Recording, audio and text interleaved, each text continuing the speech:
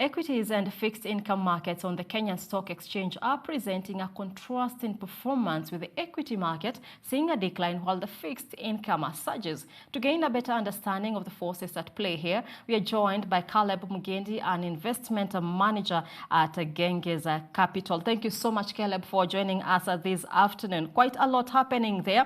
And for someone would want to ask, what is currently impacting these price movements that we're seeing here? We see a decline in the equities. What are some of the movements seen across the board leading to this decline?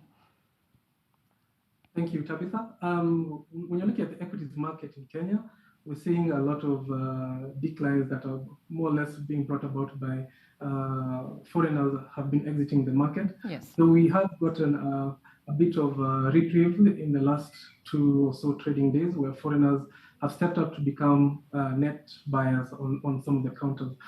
There's a lot of value in the market currently, as we see that the NASI is, or the All Share Index is trading quite below its historical average in terms of its price to earnings ratio, and also the dividend yield is quite attractive. However, what is lacking is the catalyst to spur movements of these counters back to their intrinsic or fair values. And this is what is lacking the market, as a lot of foreigners keep on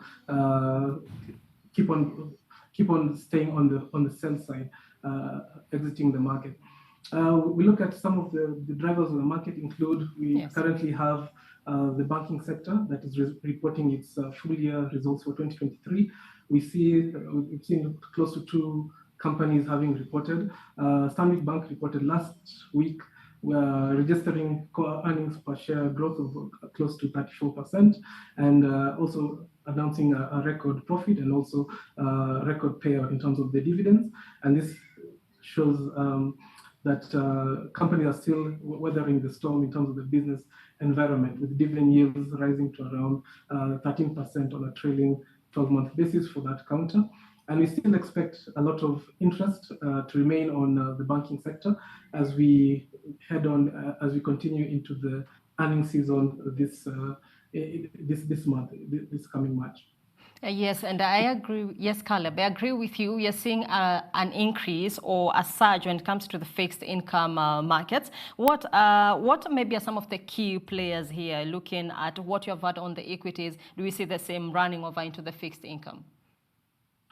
Certainly.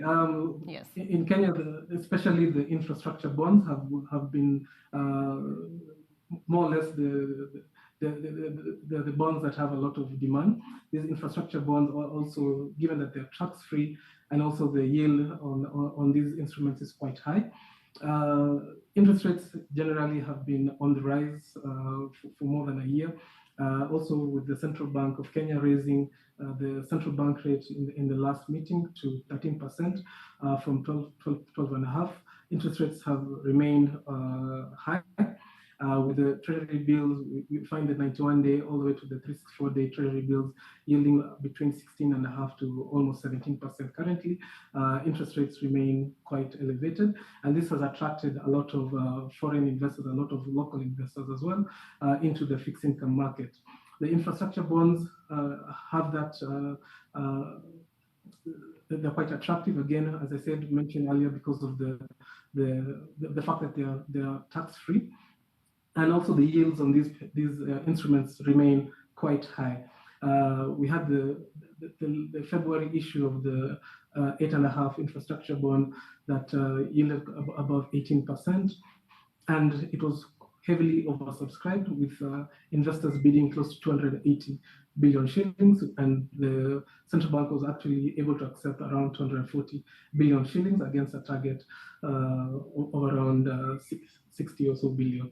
So there remains a lot of interest, and this also spurs trading in the secondary market, as a lot of investors want to get that exposure into their portfolios, as interest rates remain quite high, and fixed income is certainly yielding much higher than equities at the moment. This has also elevated the cost of equity and the cost of capital. Therefore, if you're looking at the flows, a lot of flows are entering the fixed income market as opposed to the equity market because of the higher interest rates. And in terms of new issuances, maybe what should we be looking forward, in terms of corporate or government bonds that might be attracting investor interest, and also maybe your forecast as we open, as the week continues and also trading continues at the bourse? Well, for this month, there are 3 bonds that were offered by the Central Bank of Kenya. One has already closed, that is a 3-year reopened.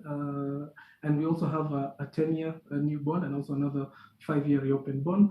As we saw on the 3-year results that have been announced already, interest still remains quite elevated, as the Central Bank was able to get more than what they had targeted at around 43 billion shillings, and they were able to accept around 40 billion shillings. And this has also spurred some interest in secondary trading.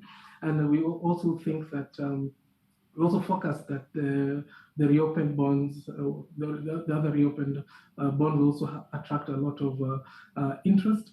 However, when we're looking at the 10-year bond, there was a bit of signaling from the central bank that they're trying to reduce or trying to manage the costs and the interest rates by setting the coupon payment or the interest on the coupon at 16%, trying to signal that interest rates might be able to either peter off or come down a bit. But we're yet to see how investors will bid for these bonds, and we do still expect that investors will be a bit more aggressive in bidding for the FXDs as compared to the IFBs. If you look at on a risk-adjusted basis, with the FXD component, there is an element of tax, so we do expect a bit of aggressive bidding in the current primaries. And this has also spurred on secondary market trading, with infrastructure bonds remaining the highest traded bonds. However, we're also seeing some interest in the short end of the market between between the 2, 3, and 5 years, also being spurred by these reopened bonds. Indeed, and quite a lot is expected in that scene, as the week continues and also as trading continues. So thank you so much, Caleb, for those great insights there. Thank you.